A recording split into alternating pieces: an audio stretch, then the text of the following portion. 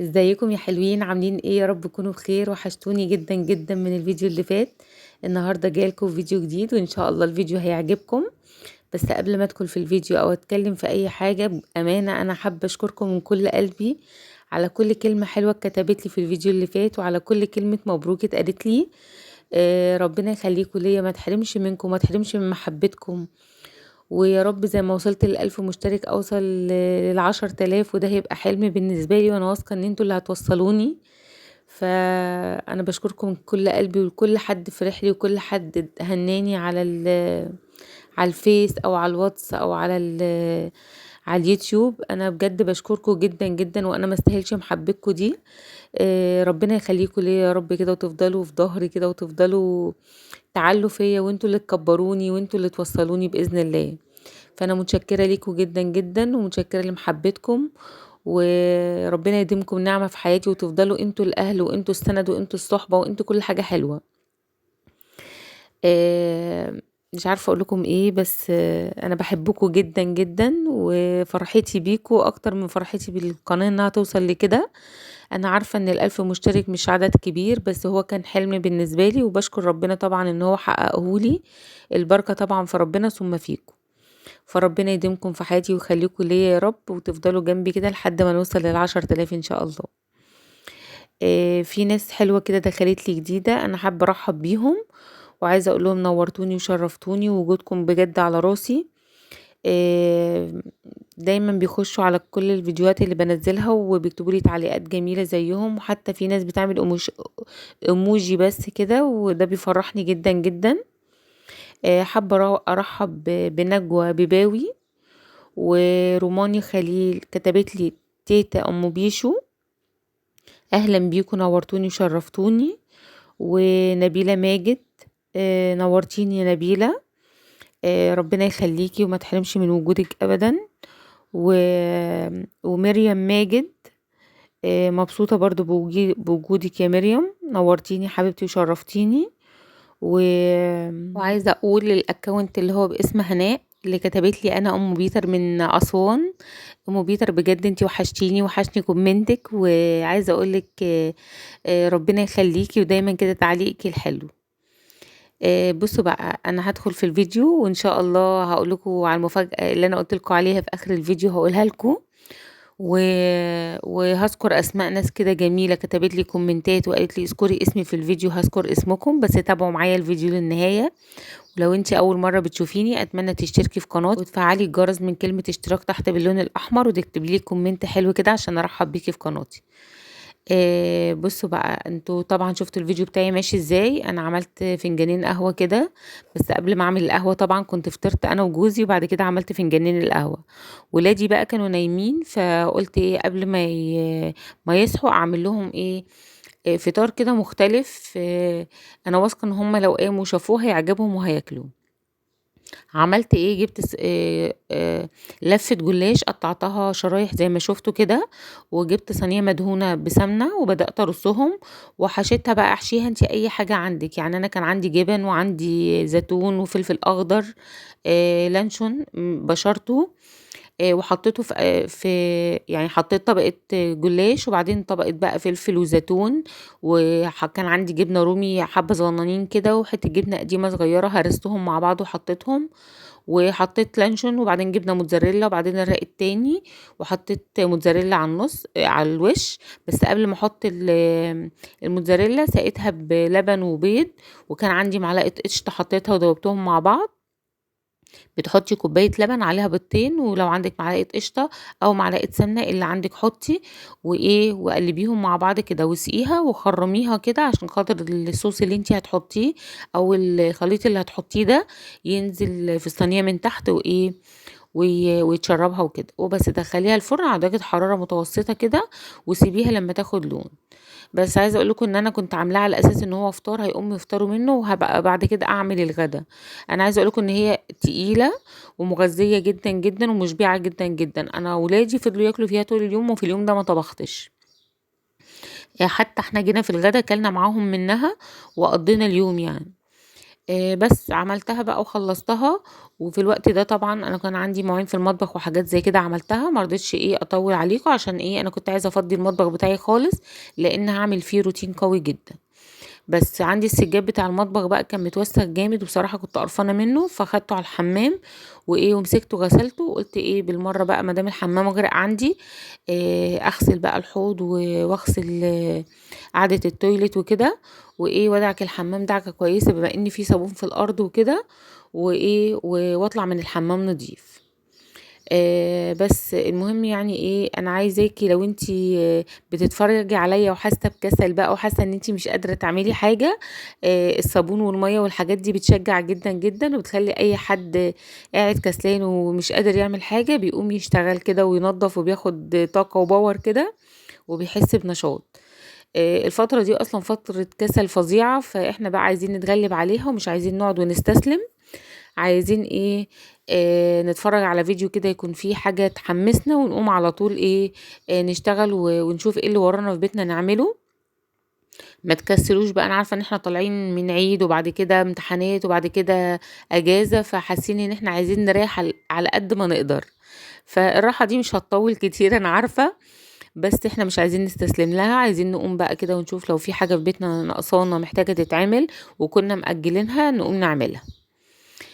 بس هنا بقى خلصت الحمام، القعدة يعني وكده، وغسلت كمان الحوض، وهدعك الأرض بتاعي بقى، والبانيو كده كده أنا قبل ما بحط فيه أي حاجة أنا بغسله، بس فهو كان نضيف. بس مسكت الارض بقى كانت كلها صابون، دعكتها بالمقشه كده.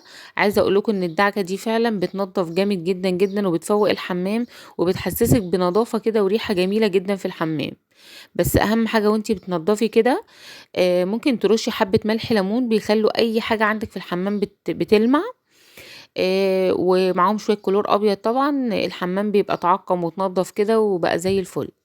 بس دعكت الارض كلها، وهشدها بالمساحة، وبس كده هنشفها بقى بالشرشوبة بتاعتي، وهطلع من الحمام، وكده انا سبت الحمام بتاعي زي الفل، مفهوش اي حاجة عايزة تتعمل.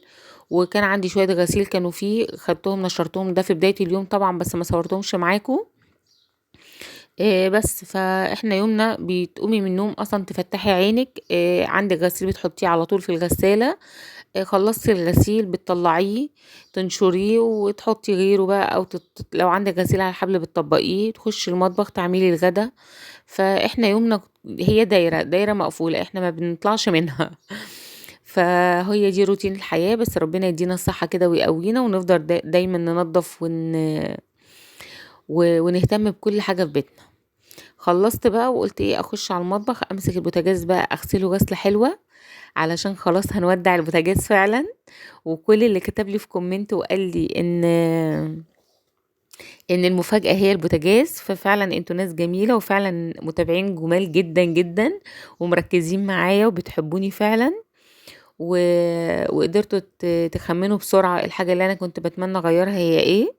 فهي فعلا البوتاجاز. فانا طبعا خلاص بقى، هو انا هغير البوتاجاز، وجبت بوتاجاز جديد هوريهولكم ان شاء الله. بس عايزة اشكر الناس اللي توقعت ايه هي الهدية. اولهم طنط نبيلة، ربنا يخليك يا طنط بجد، يعني انا مش عارفة اقولك ايه. بأمانة انتي متابعة جميلة جدا جدا، ومن اكتر الناس اللي بتكتب لي كومنتات بتشجعني فعلا، وبتحمسني وبتخليني استمر. وكلامك دايما جميل، وكل حاجة بتقوليها حلوة. ومش عارفة اقولك ايه غير انك فعلا فهماني، وانتي اول واحدة كتبتي لي كومنت ان المفاجأة هي البوتاجاز، فهي البوتاجاز فعلا. ومادونا حبيبتي، مادونا اشرف، ربنا يخليكي يا مادونا ويقومك بالسلامه، عايزين كلنا يا جماعه ندعي لها كده، ان هي ربنا يقومها بالسلامه، هي خلاص في شهورها الاخيره، تقوم لنا بالسلامه كده، وتجيب لنا نونو قمر زيك. وانتي حبيبتي يا مادونا فعلا، لانك انتي برضو من الناس اللي اول ما سمعت الفيديو كتبتي لي البوتاجاز، فهو فعلا البوتاجاز اللي هغيره. وحسني ايليا، انا مش عارفه هو الاكونت بتاع مين، بس هو اول مره يكتب لي، ولقيته كاتب لي البوتاجاز، فهو اكيد حد متابع بس ما كانش بيكتب كومنتات. ففعلا انا متشكره جدا جدا لصاحب الاكونت، ومتشكره جدا على التعليق ومتشكره كمان ان انتوا فاهميني قوي كده، وعرفتوا بسرعه انا نفسي في ايه. واحلى اخوات واحلى عيله. مريان حبيبتي ربنا يخليكي يا مريان. انا عارفه برضو ان انتي عارفه ان انا كان نفسي اغير البوتاجاز والحمد لله غيرته. عقبالك انتي كمان ما تجيبي كل حاجه نفسك فيها. بس مسكت البوتاجاز بقى قلت مش معقول قبل ما يطلع من مطبخي هيبقى يعني هطلعه مش نضيف، فقلت لا لازم ادعكه دعكه كويسه وانضفه عشان يروح لصاحب نصيبه بقى او اللي هياخده. وياخده وهو نضيف كده وزي الفل. وربنا يوفقه بيه وان شاء الله يشتغل عنده كويس. هو البوتاجاز كويس على فكرة، ما فيهوش اي مشاكل خالص عندي. بس انا يعني ايه زهقت منه بقى وجددت معظم الحاجات اللي عندي في الشقة، فهو كان اخر حاجة كانت محتاجة ان انا اغيرها.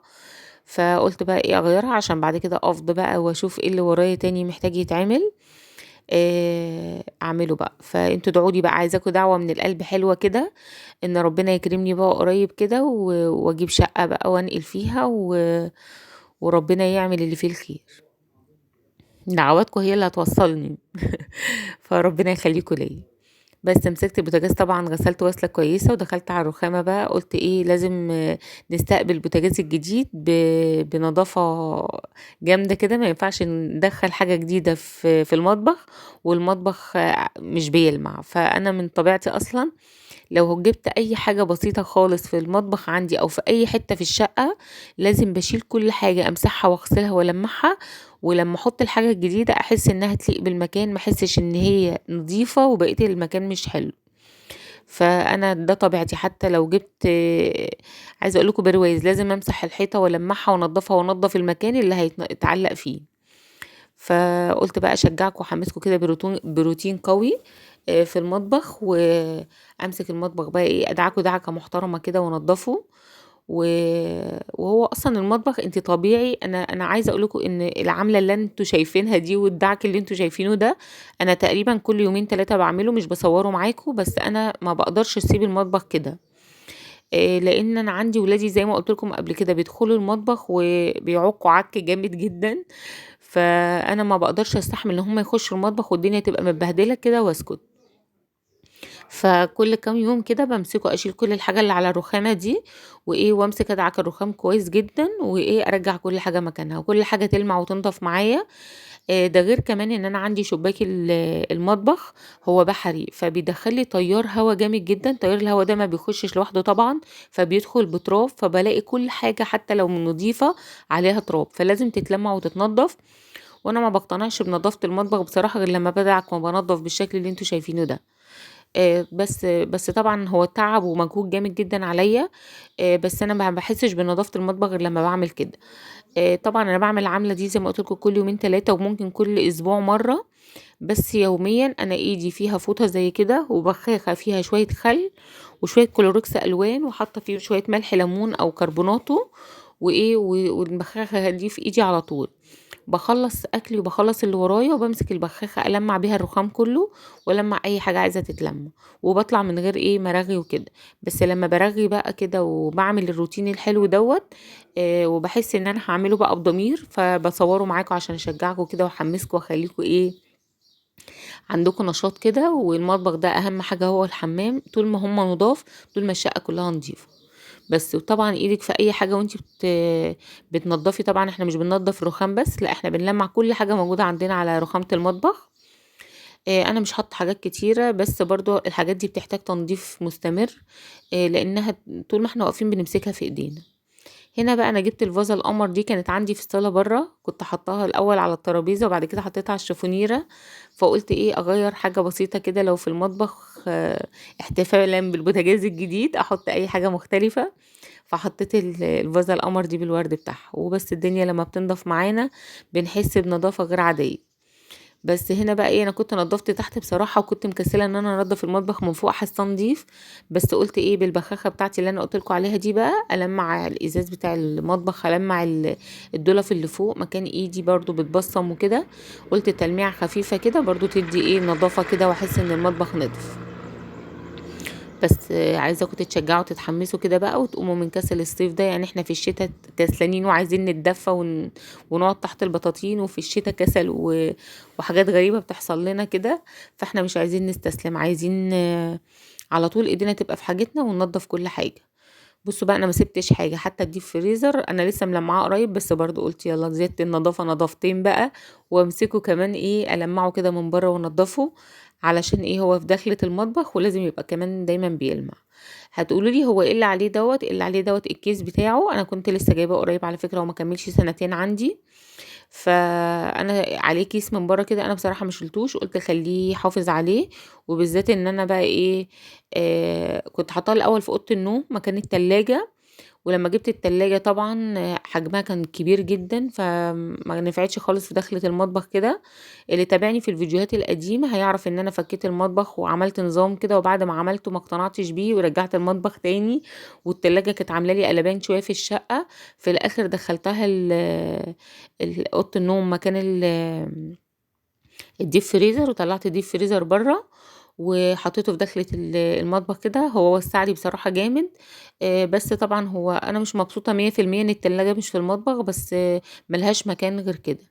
وده كان عيب من العيوب في التلاجة، ان حجمها كبير. انا عايزة اقول لأي حد بيفكر يشتري اي جهاز، قبل ما يشتريه لازم يقيس المكان عنده الاول، ويتأكد ان الحاجة اللي هيجيبها دي هتيجي في مكانها، لان احنا بنشوف الحاجة بننبهر بيها وبحجمها، وبنبقى عايزين دايما نجيب احسن حاجة واكبر حاجة، وبعد ما بنجيبها بنلاقي عندنا مشاكل. فانا بصراحة جبتها ما كنتش متوقعة، انا شايفة المطبخ عندي واسع وان هو سهل جدا انها تتحط في اي حتة فيه، وقلت هعمل تغيير وكده. بس لما جت شقلبت لي حال المطبخ وكده، وحسيت ان هي حجمها كبير جدا جدا على المطبخ. بس بصراحة يعني انا مش ندمانة ان انا جبتها، انا مبسوطة بيها جدا، لانها لمت لي كل حاجتي وغنتني عن حاجات كتير جدا كنت بسيبها بره بتبوظ. فهي بصراحة التلاجة جميلة جدا، اللي بيفكر يجيبها هاتوها. يعني ما تفكروش لحظة ان انتوا ما تجيبوهاش، لا اما تيجي تغيري تلاجتك بالذات او حاجة انت يعني، التلاجة والغسالة الاتنين دول لازم احجامهم يبقوا كبيرة، لان الغسيل انت كل فترة انت مش هتفضلي فردين 2 أو 3 افراد، لا اكيد ربنا هيكرمك هتبقوا 4 وممكن 5. فعايزة اقول لكم ان كل ما الغسالة كانت كبيرة هتشيل معاكي هدوم اكتر، و... وهت هتقضي لك حاجتك وتغسل لك حاجتك يعني وكده. ولو عندك بقى كوفرتيات تلحفة فايبر اي حاجة تتحط فيها، فاما تيجي لو عندك غسالة صغيرة وحابة تغيري، آه غيري للأكبر، لأن الأكبر مهم جدا جدا بالنسبة في الغسالة. وبالنسبة للتلاجة لازم برضو الحجم يبقى كبير، لأن انتي برضو مش هتفضلي فردين أو 3 هتجيبي حاجات على قدك، لا بيجي وقت وبتبقي جايبة طلبات كتير وحاجات كتير. انا مع التلاجة القديمة كنت بجيب حاجات، يعني كنت بروح السوق احط مثلا الحاجات الاساسية بس في التلاجة، ومعظم الفاكهة دي كنت بحطها بره التلاجة. كنت ببقى نفسي ان احنا نطلع فاكهة ساقعة، ما بعرفش عشان احط حاجة ساقعة في التلاجة، كنت بحطها في الفريزر تسقع شوية، الفاكهة عموما يعني تسقع شوية في الفريزر، وبعد كده اطلعها. فكنت ببقى متضايقة، لان ببقى عايزة في حاجات معينة كده لازم تبقى ساقعة، ما ينفعش تتاكل غير وهي ساقعة. فلما تيجي تغيري غيري وهاتي ايه حجم كبير، هتنفعك في كل حاجة بصراحة، بتشيل خضار وفاكهة، بتشيل حلل لو عندك اكل، فكبري في التلاجة، بس اهم حاجة يكون عندك مكان مناسب.